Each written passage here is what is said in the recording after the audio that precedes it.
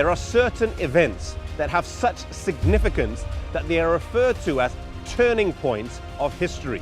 The life of Martin Luther would have such significance that it deserves to be thus classified. But sometimes big things come in small packages, and sometimes major world events have humble beginnings. On the 10th of November, 1483, in the little town of Eisleben, Saxony, Germany, Martin Luther was born here in this house.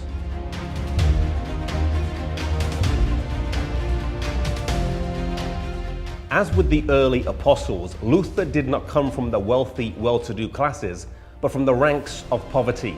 Here in his home we can see evidence of his family's humble beginnings. They were poor but honest, industrious, and never dreamt that their son would grow up to become a famous figure in the history of the world. His father was a miner, working long hours to provide the means for Luther's education, hoping that he would one day become a lawyer. In spite of his father's hard work, the family was so poor that Luther would sometimes have to sing from door to door on the way to school in order to obtain food.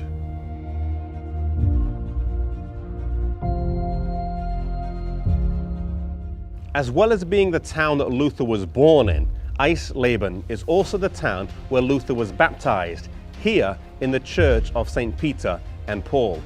It's also the town where he preached his last sermon in the church of St. Andrew. And it's here in this town where he lived before passing away. Martin Luther enrolled in the University at Erfurt, right here in the building behind me, and diligently applied himself to his study. One day, he was in the university library and found a copy of the Latin Bible. He had never seen a Bible before, being ignorant of its very existence. He had heard portions read in worship, but had never seen the whole Bible, and now, for the first time in his life, he gazed upon it as a whole. Luther graduated with a BA in 1502, and 3 years later, in 1505, he attended this Augustinian monastery. His father was very disappointed in him, and this put strain on their relationship, and it was 2 years before father and son would be reconciled to each other again. It was an earnest desire to be free from sin and to find peace with God that led Luther to seek the monastic life. While here in the monastery, he would often spend time reading and studying God's Word. He had found a Bible chained to the convent wall, and it was to there that he would often spend time.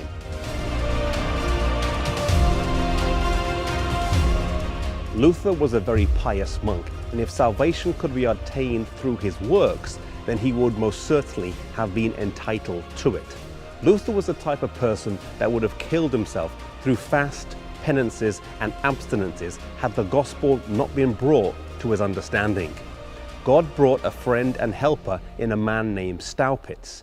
He was a professor of religion at the University of Wittenberg and was the vicar general of the monastic order to which Luther belonged.